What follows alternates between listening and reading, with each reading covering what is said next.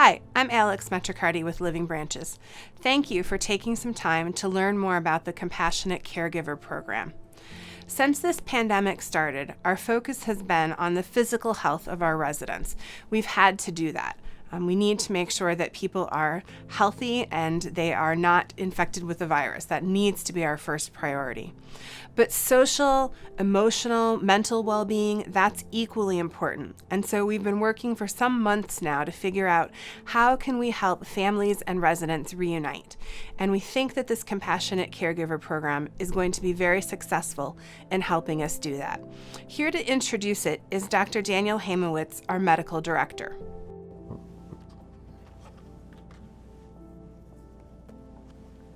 Hi, everybody.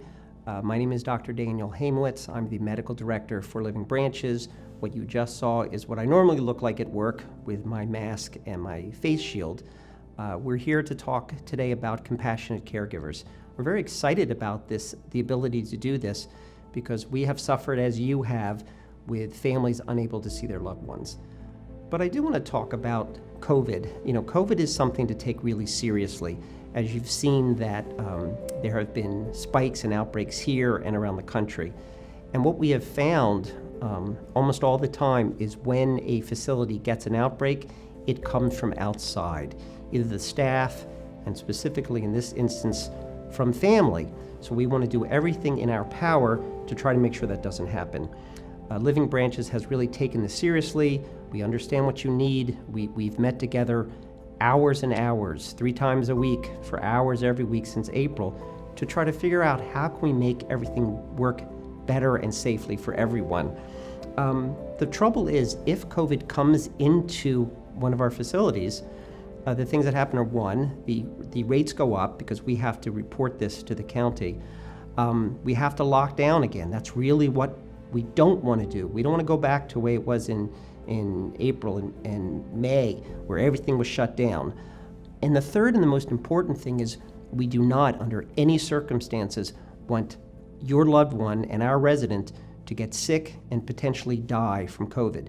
COVID really affects and hits the elderly, particularly those with multiple medical problems, the worst. That's where it's the most serious. And we have to be partners together to do our best to make sure that this doesn't happen. I can't stress this enough. One of the phrases I've used all the time is an overabundance of caution. So if we can get this to work, and you are a compassionate caregiver coming in here, what I ask you is, 1, do good hand hygiene. Wash your hands, count to 20, sing happy birthday, whatever it is. Do that. 2, you want to wear a mask, and I think a face shield. Sometimes that depends on the amount of COVID in the community, but it's an overabundance of caution. It's the safest thing to do. And third is, if you're sick, for heaven's sake, don't come in. Stay home, wait till you're better. If you have any questions, any of the staff at Living Branches can help you. Alex will be giving you more information. I'm always available. So stay positive and test negative. So I'd like to give you a few specific details about what you can expect if you decide that you do want to be a compassionate caregiver. First of all, to confirm, even though the name of this program is Compassionate Caregiver, it's not actually expecting that you're going to do any caregiving. What we're really talking about is the opportunity for visiting with your loved one so that you can be there for them and provide emotional and social support. So with this program, the specific details that we're looking at is that family members, up to 2 family members per resident, would be able to be identified as a compassionate caregiver. To go through this program, you'll need to fill out an application. You'll need to sign the covenant. You'll have to watch this training video. But the most important thing that you'll need to do is agree to follow the testing schedule for COVID that our employees are on.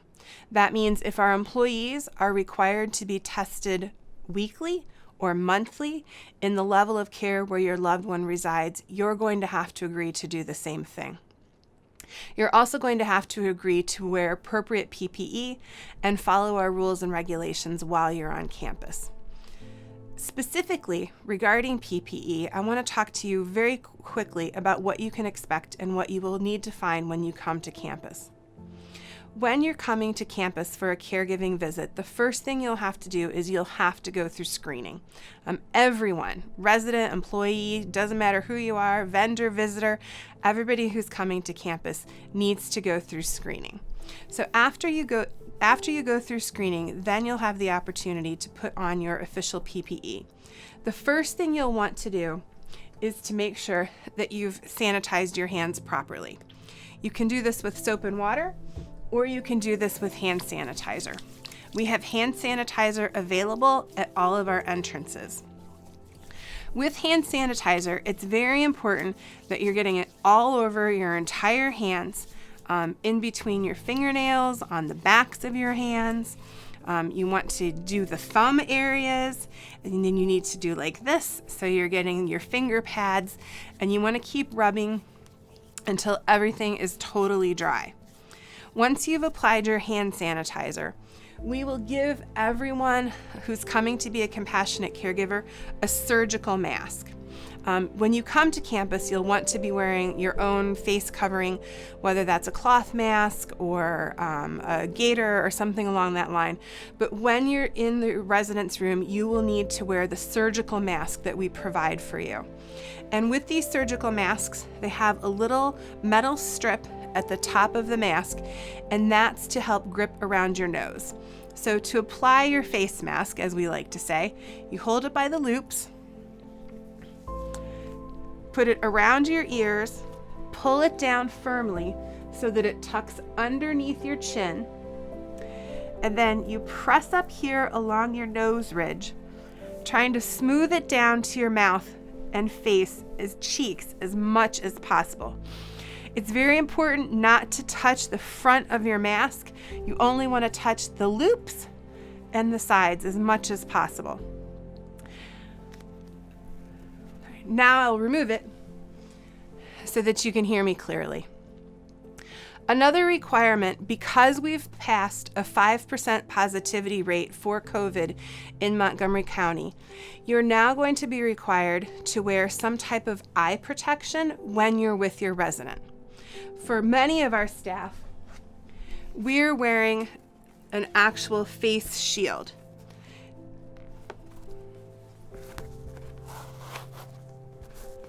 They go over your face like this. You can find a face shield like that at Costco and other stores. You also, however, if you notice when I was trying to talk with my face shield, they make it very difficult to hear. So other forms of eye protection that would be acceptable, you could use goggles. You could also use safety glasses, the type that you would use for woodworking. You could pick those up at Lowe's or something like that. So when you're coming to campus, we will provide you with the surgical mask. We will also provide you with a gown that you'll need to wear. You will need to provide your own eye protection, whichever form you choose that to be. And then, of course, it's very important to make sure that you're sanitizing that before and after every visit. COVID testing, as I mentioned, is something that is required. You can check CVS or Rite Aid or Montgomery County or your physician's office, urgent care centers for locations to get COVID testing. Right now, it's taking anywhere between 4 and 6 days to get COVID testing results back. So if you're watching this video for the first time and you're thinking, yes, I want to participate in this compassionate caregiver program, you want to go and get your testing done as quickly as you possibly can. That really is the critical first step. So that's a little bit of information about the personal protective equipment that you'll need to wear while you're taking place in a compassionate caregiver visit. A couple of other things that you need to know. One of them is that compassionate caregiver visits are designed to take place entirely within your resident's apartment. So please make sure that when you're visiting, you're remaining in the apartment, and that while you're in the apartment, both you and your loved one are making sure to wear your face mask, wear your PPE, and maintain proper social distancing at all times. There will be aides who are available if you have questions. They'll be there to provide specific training for you on your first visit, and then, of course, to pop in here and there just to make sure that everything is going well and that you don't have any questions. If you do have questions now, please feel free to reach out to either the director in your loved one's level of care, or you can also email questions to coronavirusquestions@livingbranches.org. We'll be happy to answer them that way. Thank you again for thinking about becoming a compassionate caregiver. We realize that as we're seeing an increasing number of COVID cases in Montgomery and Bucks County and throughout the entire country, as a matter of fact, as these cases are increasing, you are taking on a risk by coming out of your home, where of course it's the most safe, and coming into the campuses where you are exposing yourself to the possibility of contracting COVID. Of course, we are doing everything that we possibly can to keep our residents safe. And frankly, I feel a lot safer at work than I do in a grocery store or someplace like that. But it's still a risk that you're taking. So thank you for considering this. Throughout this entire pandemic, at Living Branches, our focus has been on residents. We're with them every day, they're important to us, and we want them to have the best experience that they possibly can. And we know that you're equally concerned about your loved ones. Hopefully this will be a way to reunite the two of you again, and really help our residents once again experience those lives of purpose and joy that we like to talk so much about. So thank you very much for considering this. As I said, if you have questions, please feel free to talk to the director, or you can email coronavirusquestions@livingbranches.org. Thank you.